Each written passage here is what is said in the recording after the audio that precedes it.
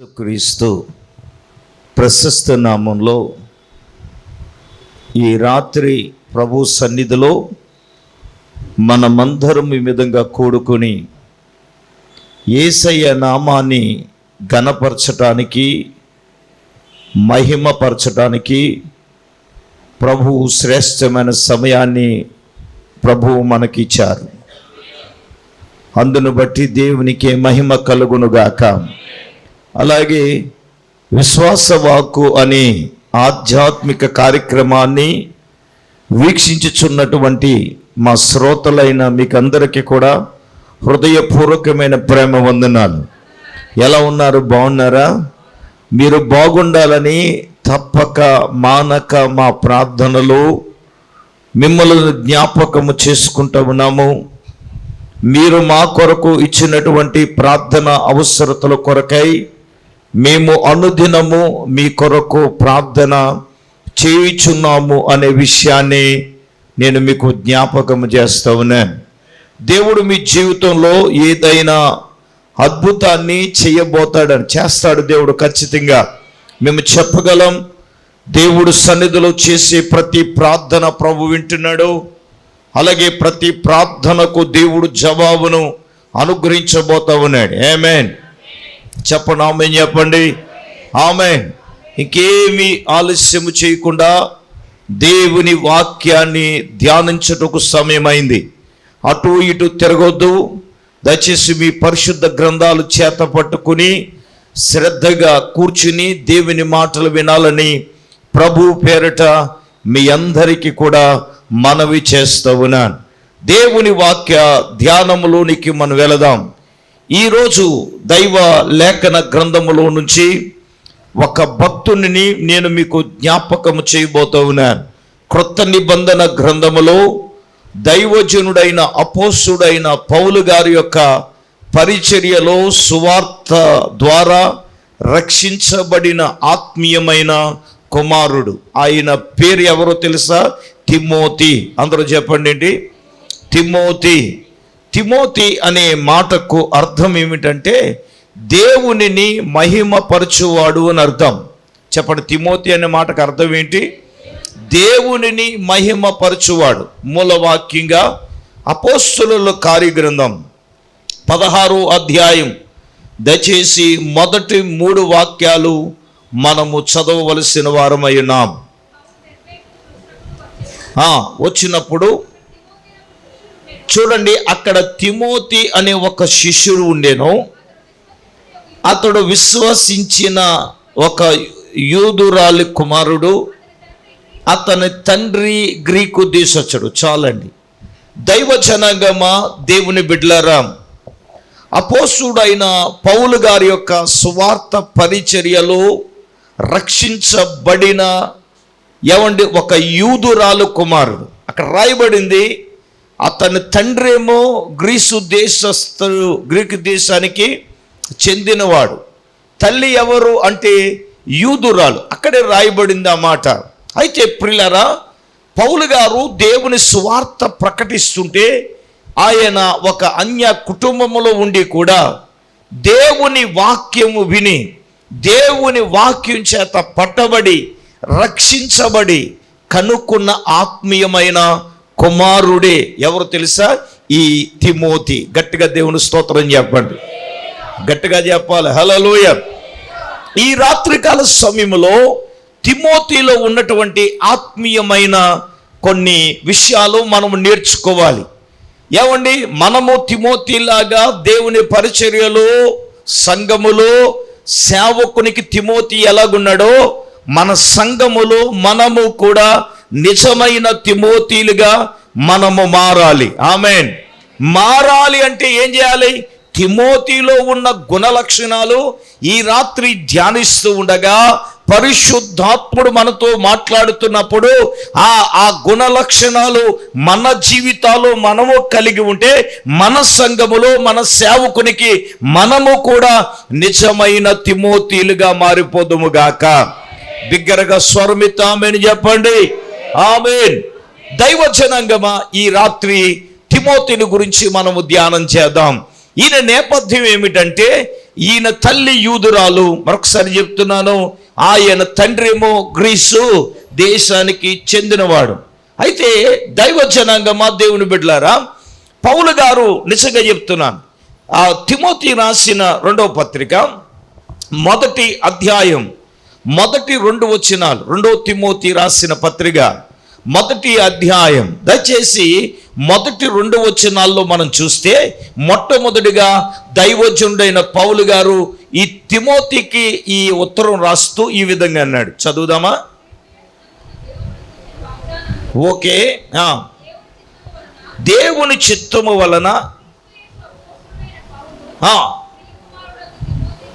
చూడండి, ప్రియమైన కుమారుడు అన్నాడు. అది అలాగుంచి 1 తిమోతి 1వ అధ్యాయం 2వ వచనాన్ని చదువుదాం. విశ్వాసమును బట్టి నా నిజమైన కుమారుడగు తిమోతికి శుభమని చెప్పి వ్రాయినది. గమనించండి, ఈ తిమోతి ఎవరయ్యా అని గనక లేఖనాల్లో పరిశీలన చేయగలిగినట్లయితే, పౌలు గారు ఇతను గురించి మాట్లాడిన మాట ఏంటో తెలుసా? ఇతడు నిజముగా నా ఆత్మీయ కుమారుడు అన్నాడు. 2వ పత్రికలో ఏమన్నాడు? తిమోతి నాకు ప్రియమైన కుమారుడు అన్నాడు. అమ్మ వినాలి, మనము దైవజనుడైన పౌలు గారికి తిమోతి ఆత్మీయమైన నిజమైన కుమారుడు అని అంటున్నాడు. నిజంగా నిజమైన కుమారుడని పౌలు గారు తిమోతిని గురించి మాట్లాడుతూ ఉండే, నిజమే, అతని గురించి ధ్యానిస్తున్నప్పుడు, అతనిలో ఉన్న విషయాల గురించి మనం గమనించినప్పుడు, నిజముగా అతడు ఆత్మీయంగా నిజమైన కుమారుడే, పౌలు గారికి ప్రియమైన కుమారుడే. దైవ జనాంగమా, దేవుని బిడ్డలారా, ఈ రాత్రికాల సమయంలో ప్రియ పరిశుద్ధాత్మ దేవుడు తన సేవకును అభిషేకించి తిమోతిని గురించి నీతో, నాతో, మనందరితో కూడా మాట్లాడుతున్నాడు. సేవకునికి సంఘములో ఆత్మీయంగా మనం ఎలాగుండాలి అంటే, నిజమైన ఆత్మీయ కుమారులుగా ఉండాలి. చెప్పండి, నిజమైన కుమారులు అంటే అర్థం ఏంటంటే, అబద్ధమైన కుమారులు ఉన్నారని అర్థం కదా. వెలుగు ఉందంటే ఆపోజిట్ ఏముంది? చీకటి. మంచి ఉందంటే, తీపు ఉందంటే, అయ్యబాబు వ్యతిరేక పదాలు తెలియవా? మంచికి చెడు, జీవానికి మరణం, ఆశీర్వాదానికి శాపం, నిజానికి అబద్ధం. బ్రహ్మాండంగా చెప్పారు. దేవునికి స్తోత్రం. చెప్పండి గట్టిగా హల్లెలూయా. అంటే నిజమైన కుమారులు ఉన్నారు అంటే అర్థం ఏమిటంటే, అబద్ధమైన కుమారులు వీళ్ళు ఉన్నానని పేరుకు మాత్రమే. అయితే ఈ రాత్రి పౌలుకు తిమోతిని గురించి అన్న మాట ఏంటంటే, నిజంగా విశ్వాసమును బట్టి నాకేంటి నిజమైన కుమారుడు అన్నాడు. 2 తిమోతిలో ఏమన్నాడంటే, నాకు తిమోతి ప్రియమైన కుమారుడు అన్నాడు. ఏమండి, నిజమైన కుమారుడు, ప్రియమైన కుమారుడు. ఏమండి, పిల్లలు, ప్రియమైన పిల్లలు. ఆమేన్. చెప్పండి గట్టిగా హల్లెలూయా. ఇప్పుడు కొంతమంది మాట్లాడుతుంటారు, మాకు ప్రియమైన వారండి అంటాడు. అంటే ఆ మాట అనడానికి గల కారణం ఏమిటంటే, దైవజనుడికి వీళ్ళు ఏమైపోయారంటే ప్రియమైన వారుగా ఉన్నారంటే, అంటే వాళ్ళకి ఏంటంటే, నేను అంటే ఇంగ్లీష్ పదం వచ్చేస్తుంది, తెలుగులో సరైన మాట పట్టలేదు కానీ, బాండింగ్ అంటే బాండింగ్ అంటే తెలుగులో ఏంటమ్మా? బంధం. బంధం అంటే ఆత్మీయమైన బంధం. దైవజనుడికి ఏమండి తిమోతికి మధ్యలో నేనేమంటానంటే దైవజనుడు ఆలోచనలో ఇతడు దగ్గరగా ఉన్నాడు. దైవజనుడు చేసే సేవలో, పరిచర్యలో ఇతడు సన్నిహితంగా దేవునికి, అంటే నేనేమంటానంటే దైవజనుడితో కలిసిపోయాడు. అందుకే నా ప్రియమైన వాడు, నా ప్రియమైన పిల్లలు ఉంటారు, ప్రియమైన పిల్లలు ఉంటారు. ఈ ప్రియమైన పిల్లలు ఎవరంటే తెలుసా? ఆత్మీయంగా అన్ని విషయాల్లో ఎదిగిన వారు. ఆమేన్. ఏంటి చెప్పండి? ఆత్మీయంగా అన్ని విషయములలో మనం ఏం చేయాలా? ఎదగాలి.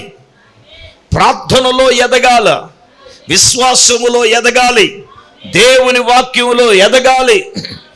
అర్థమవుతుందా? ఇప్పుడు ఈ రోజున దైవజనుడైన పౌలు గారు ఈ తిమోతిని గురించి మాట్లాడుతున్నాడు. నిజంగా దైవజనుడికి నిజమైన కుమారుడుగా, ప్రియమైన కుమారుడుగా ఉన్నాడు. నేను అడుగుతున్నాను, మీలో, నాలో, మనలో ఎంతమందికి దైవజనుడికి నిజమైన కుమారులుగా, ప్రియమైన కుమారులుగా ఉంటున్నాం? పౌలు గారే తిమోతిని గురించి మాట్లాడుతూ ఉంటే, ఈ రోజున నీ గురించి, నా గురించి, మన గురించి ప్రియమైన కుమారులుగా, నిజమైన కుమారులుగా అక్కడ అన్నారు, నాకు విశ్వాసమును బట్టి అన్నారు. దేన్ని బట్టి నిజమైన కుమారుడు? చెప్పండి గట్టిగా. రెండవదిగా మనం చూస్తే ఏమండి, ఈ తిమోతిలో ఏముందో తెలుసా? విశ్వాసము. అందరూ చెప్పండి, గట్టిగా చెప్పండి.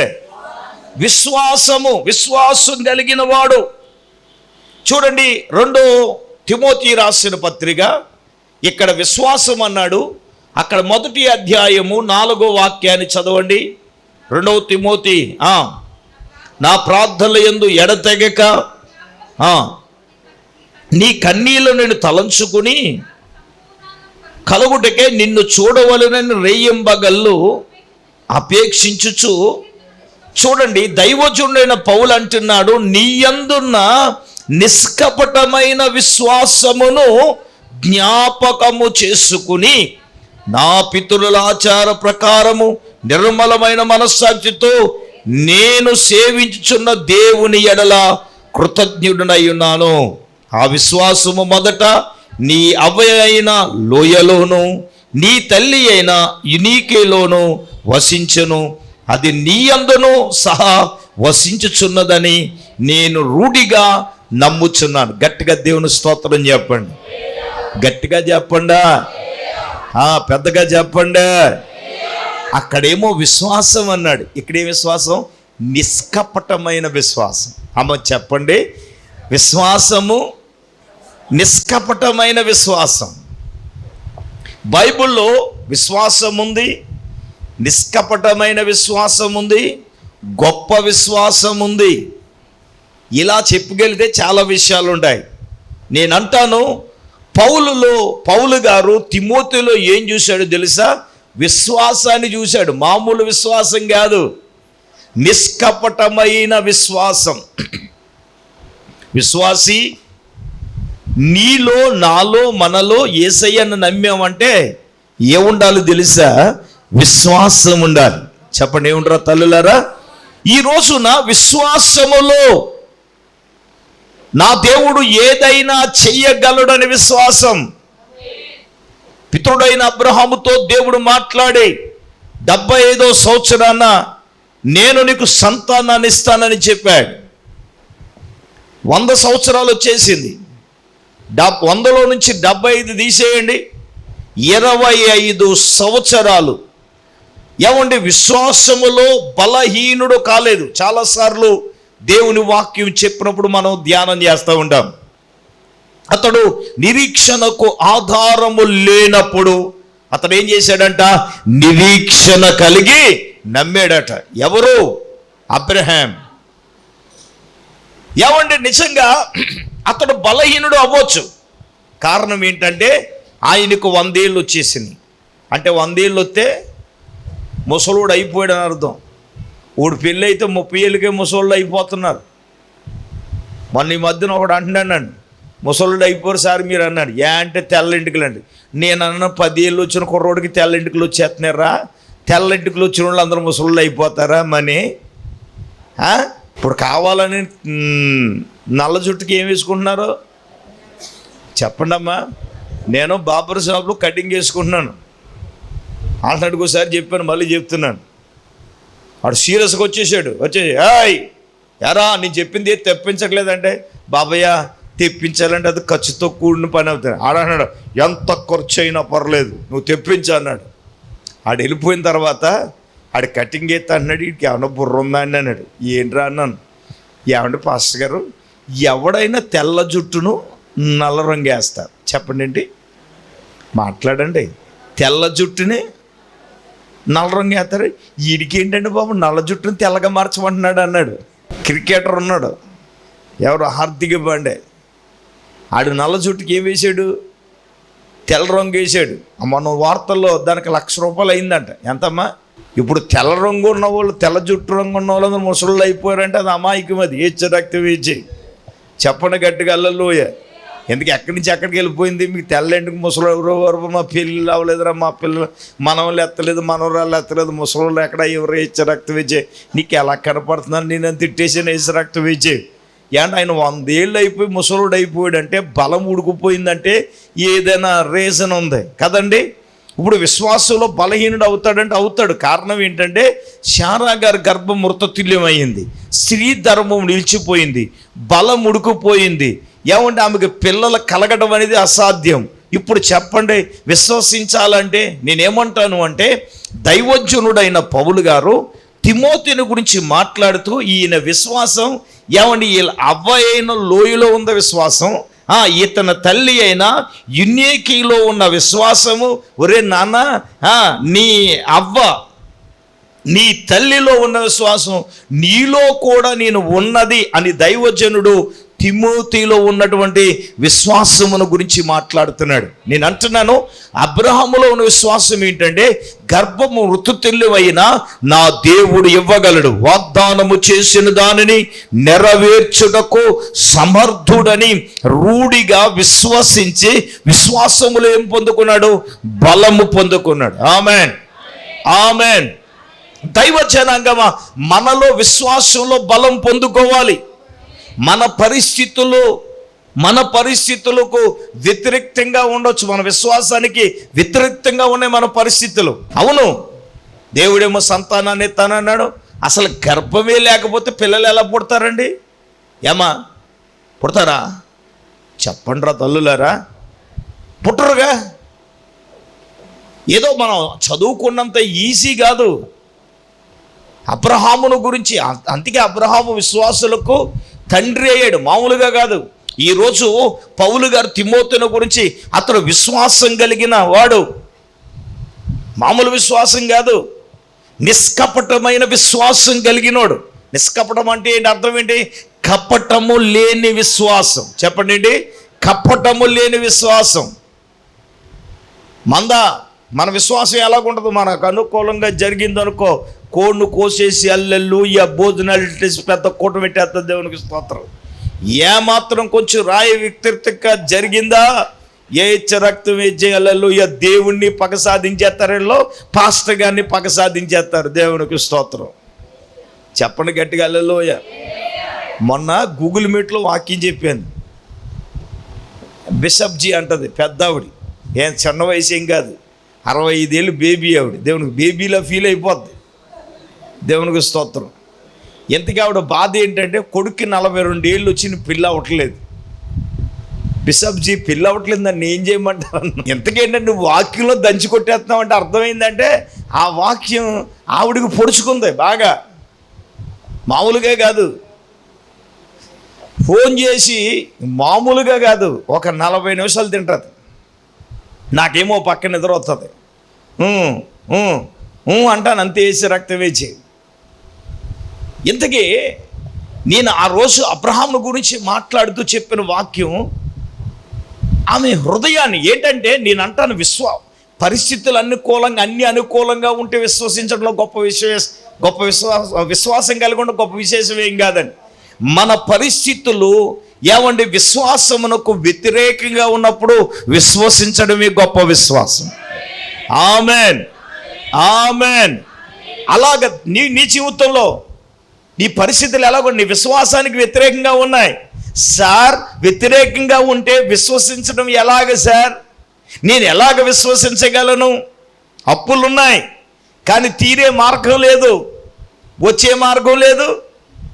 మాట్లాడతలేదేంటి? ఏ అప్పులు లేవా మీకు? అప్పులు లేని వాళ్ళందరూ స్తోత్రం చెప్పండి. ఉన్నాయి కానీ తీర్చడానికి అన్ని పరిస్థితులు న్యాయయుతంగా ఉన్నాయి. మనం కొన్ని టార్గెట్స్ పెట్టుకున్నాం, కొన్ని పనులు పెట్టుకున్నాం, కానీ మన దగ్గర దమ్మిడి లేదు.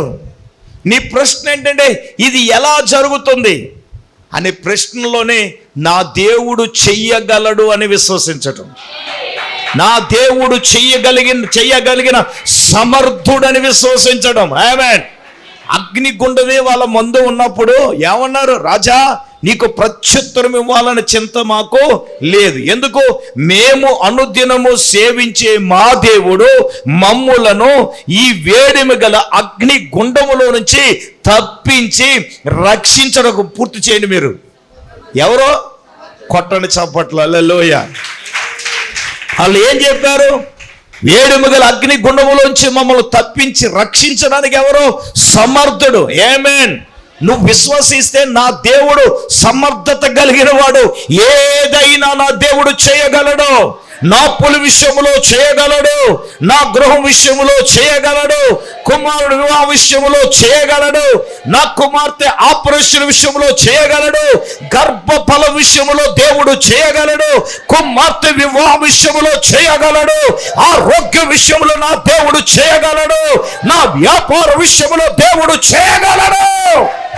కొత్త చప్పట్లు. హల్లెలూయా, హల్లెలూయా. నువ్వు విశ్వసించగలిగినప్పుడు నా దేవుడు ఏదైనా చేయగలడు. ఆమేన్, ఆమేన్, ఆమేన్. ఎప్పుడు సార్? ఎప్పుడు సార్? విశ్వసించడానికి అనుకూలంగా కాదు, వ్యతిరేకంగా, అంటే దాని ప్రతికూలంగా ఉన్నప్పుడు అప్పుడు మనం ఏం చేయాలా? చెప్పండి. అంటారు, అనరా? నన్నే అన్నారు. బేస్మెంట్ వేసి కూర్చుని కట్టేస్తానని ఇచ్చే రక్తం వచ్చి 3 నెలలు ఆగిపోయింది. నేనేమో పిల్లర్స్ వేసేసి స్లాబ్ వేసేద్దామన్నాను. మా అత్తయ్య గారు ఎందుకో ఫోన్ చేశారు. ఏమంటే పిల్లర్స్ వేసి స్లాబ్ వేసేస్తామంటే మా అమ్మమ్మ పక్క నుండి తడికిలు కట్టేద్దామంటుంది వేసి రక్తం వేసి. అప్పుడు మా అత్తయ్య గారు అన్నారు, బాబు మీరు అటువంటి పని చేస్తే ఎప్పటికీ తడికిలే ఉంటాయి, అలా కాదు, నేను కొద్ది సపోర్ట్ చేస్తాను, గోళ్ళ కట్టండి అన్నారు. స్తోత్రం చెప్పండి, గట్టిగా చెప్పండి. హల్లెలూయా. 3 నెలలు ఆగిపోయింది నాన్న. ఆ కట్టిన ప్లాన్ వేసిన ఆయన ఏమన్నాడు తెలుసా? సంవత్సరం తిరగకుండా మీరు మందిరం ఓపెన్ చేసేస్తానన్నారు. బేస్మెంట్ వేస్తే 3 నెలలు ఆగిపోతే ఎన్ని మాటలు అనుకుంటున్నారు? నేను ఒక మాట చెప్తాను, అదేంటో తెలుసా? 10 నెలల్లోనే మందిరం ఓపెనింగ్ పెట్టేశాను. చప్పట్లు కొట్టను గట్టిగా. హల్లెలూయా. నా దేవుడు ఏదైనా చేయగలడు సార్. నేను వివరాల్లోనికి వెళ్ళను. అటువంటి విశ్వాసం మనకు ఉండాలి. ఇప్పుడు దైవజనుడైన పౌలు గారు తిమోతిలో అటువంటి విశ్వాసం చూశాడు. విశ్వాసులారా, నీ సేవకుడు నీలో కూడా అటువంటి విశ్వాసాన్ని చూడాలా. ఆమేన్. అటువంటి విశ్వాసం ఉందా మనకి? చెప్పండి. అటువంటి విశ్వాసాన్ని మన జీవితంలో కలిగి ఉన్నామా? నిష్కపటమైన విశ్వాసము మన జీవితాల్లో మనం కలిగి ఉన్నామా? అబ్రహాము కలిగి ఉన్నాడు కాబట్టి అద్భుతాలు చూశాడు. తిమోతిలో కూడా పౌలు గారు ఏమండి అటువంటి విశ్వాసాన్ని చూచాడు. మూడవదిగా మనం చూచినప్పుడు అతనిలో ఉన్నది ఏంటంటే ఇక్కడ ఇందాక మనం చదివాం. అదేమిటి అంటే ప్రియులారా, నిజంగా కన్నీటితో ఒకసారి చూడండి. నా ప్రార్థన యందు ఎడతెగక నేను జ్ఞాపకం చేసుకుని నీ కన్నీరు అన్నాడు. మనం ఎవరి కోసం ప్రార్థన చేయాలన్నారు? మీరు రాజులైనా ఎవరి కొరకు ప్రార్థన చేయాలన్నారు? ఆయన 1 తిమోతిలో ఏమన్నారు? మీరు మనుషులందరి కొరకు, రాజుల కొరకు, అధికారుల కొరకు విజ్ఞాపనలు, ప్రార్థనలు మీరు చేయాలి. అమ్మ వినండి, ఈయన నిజమైన కన్నీళ్లను తలంచుకున్నాడంటే అర్థం ఏమిటి అంటే ఈయన కన్నీటి ప్రార్థనా పరుడు అని అర్థం. అర్థమవుతుందండి? కన్నీళ్ళు విడిచి ఏం చేస్తున్నాడు అంటే మూడవదిగా ప్రార్థన చేస్తూ ఉన్నాడు. దైవజనుడే నీ కన్నీళ్లను నేను తలంచుకుని, నాకు నచ్చిన మాట అది. నీ కన్నీళ్లను తలంచుకొని నాకు సంపూర్ణ ఆనందము కలుగుటకై నిన్ను చూడవలనని రేయంబగళ్ళు అపేక్షించుచున్నానని దైవజనుడైన పౌలు గారు తిమోతిని గురించి మాట్లాడుతున్నాడు. సార్, కన్నీళ్లను తలంచుకోవడం అంటే అర్థం ఏమిటి చెప్పండి? కన్నీళ్ళు ఎప్పుడు వస్తాయమ్మా? విరిగి నలిగిన హృదయం ఉన్నప్పుడే కదా. చెప్పండి గట్టిగా. హృదయం విలిగి నలిగిన హృదయం ఉన్నప్పుడు ఏమొస్తుంది? కన్నీళ్ళు వస్తాయి. దేవుని సన్నిధిలో వాక్యము చేత మనము పట్టబడుతున్నప్పుడు, లేదా వాక్యము మన హృదయాలలో గుచ్చినప్పుడు మనకులో ఏం రావాలి? పశ్చాత్తాపము రావాలి. దేవుని వాక్యమును బట్టి పరిశుద్ధాత్ముడు మనతో మాట్లాడుతున్నప్పుడు ఏమండి, నీ హృదయం ఏం చేయబడాలా చెప్పండి? నీ హృదయంలో నుంచి ఏమి రావాలి? పగలగొట్టబడినప్పుడు ఏం చేస్తాయి? పశ్చాత్తాపం వచ్చినప్పుడే కన్నీళ్ళు వస్తాయి. దైవజనుడైన పౌలు గారు తిమోతి కన్నీళ్ళు ఎందుకో తెలుసా? నశించిపోతున్న ఆత్మల కొరకు కన్నీళ్ళు, సువార్త వ్యాపకము కోసము ఏమండి అతడు కన్నీళ్లు కారుస్తూ ఉన్నాడు. దైవజనంగమా, దేవుని బిడ్డలారా, పరిశుద్ధాత్మ దేవుడే నీతో నాతో మనందరితో మాట్లాడుతూ ఉన్నాడు. అందుకే అంటాడు, మనం రాజుల కొరేబాయ్, నువ్వు రాజుల కొరకు నువ్వు ప్రార్థించాలి. ఇంకెవరి కోసం ప్రార్థించాలి? నువ్వు చెప్పండి. అధికారుల కొరకు నువ్వు ప్రార్థన చేయాలా? చూడండి, పౌలు గారు హెచ్చరిస్తూ ఉంటే దైవజనుడైన మాట ఇతడు త్రోసివేయలేదు. దైవజనగమ, దేవుని బిడ్డలారా, ఈ రాత్రికాల సమయంలో ప్రియ పరిశుద్ధాత్మ దేవుడే తన వాక్యమును బట్టి నీతో నాతో మనందరితో కూడా ప్రభువు మాట్లాడుతూ ఉన్నాడు. అంటే ఇతడు కన్నీళ్లు కార్చి కన్నీటితో ప్రార్థించే అనుభవాన్ని తిమోతి తన జీవితంలో కలిగి ఉన్నాడు. నేను అడుగుతున్నాను, నశించిపోతున్న ఆత్మల కొరకు మనం కన్నీరు కార్చి ప్రార్థన చేస్తున్నామా? ప్రవక్త అయిన ఇర్మియా చూడండి, ఇర్మియా ఏం చేశాడు? జనుల కోసం అతని తల ఏమైందట? జలమయంగా మారిందట. అతని కళ్ళ నుండి కన్నీరు ఏమవుతుందటండి? కన్నీళ్ళు కారుతా ఉన్నాయంట. అందుకే అతడు కన్నీటి ప్రవక్త అని ఉంది. అతడు కన్నీటి ప్రవక్త, కన్నీరు కారుస్తూ ఉన్నాడు, నిజమే. దైవజనాంగమా, దేవుని బిడ్డలారా, పరిశుద్ధాత్మ దేవుడు ఈ ప్రత్యేక సమయంలో నీతో నాతో మనందరితో కూడా తన వాక్యాన్ని బట్టి మనతో మాట్లాడుతున్నాడు. నేనేమంటాను అంటే, కన్నీరు కార్చి ప్రార్థించే అనుభవాన్ని మన జీవితంలో మనము కలిగి ఉండాలి. దేవునికి ఒకసారి పెద్ద స్తోత్రం చెప్పండి. ఇప్పుడు మూడవదిగా ఇతడు కన్నీళ్లు కార్చి ఏం చేస్తున్నాడు అంటే ప్రార్థిస్తున్నాడు. కన్నీటి ప్రార్థన అనుభవాన్ని కలిగిన వాడు నీ జీవితంలో, నా జీవితంలో, మన జీవితంలో మూడవదిగా కన్నీళ్లు కార్చి దేవుని సన్నిధిలో ప్రార్థించాలి. నేనేమంటానంటే, యెషయా ప్రవక్త అంటాడు, ఒకనాటి జనం కనబడు, ఒకనాటి ప్రసవ వేదన చాలునా. ప్రసవ వేదన లాంటి కన్నీటి ప్రార్థన ఆత్మీయంగా జనములు కలాలి అంటే. అందుకే ఈ సందర్భంలో ఒక మాట జ్ఞాపకం చేస్తాను. యోబు భక్తుడు అంటాడు, జలములు రాళ్లను అరగదీయును అన్నాడు. జలము అనగా కన్నీళ్లు, రాళ్ళు అనగా ఏంటో తెలుసా? కఠినాత్మ లాంటి హృదయాలు. ఆమేన్. కఠినాత్మ లాంటి హృదయాలు కరగాలంటే కన్నీటి ప్రార్థనే అవసరం. స్టెఫను యొక్క ప్రార్థన సౌలును పౌలుగా మార్చేసింది. ఆమేన్.